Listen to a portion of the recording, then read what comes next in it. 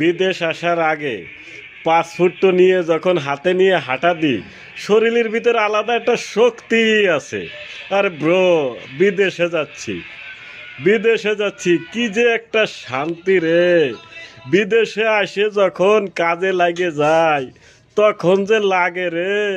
আর কাজ করার পরে যদি টাকাটা না পাওয়া যায়, তাহলে যে কি যে লাগে, অন্তরে লাগে, অন্তরে জ্বালা তখন। এই জ্বালা নিবেনের মতন আর কোনো পানি নেই। বন্ধু, বিদেশে আসবা, ভাবি চিন্তে আসো, কার দ্বারা আসতিছো, টাকা কি উঠবে কি উঠবে না।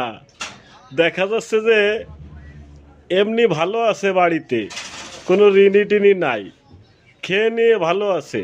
বিদেশে আসবে, যাইয়ে এবারে একবারের দিন আদায় হয়ে যাইয়ে এবারে একবারে বড় লোক হয়ে যাব। অমক কইছে 1 লাখ 2 লাখ টাকা বেতন, গেলি টাকা, গেলি টাকা। আগে একটু ভাবি চিন্তে আসেন, টাকা তো কামাই আরবেন, ভাবি চিন্তে আসেন কার দ্বারা আসতেছেন, কোথায় যাচ্ছেন। আবার কাজ করলেন টাকা পালেন না, সেটি একটু ভাবি চিন্তে আসেন।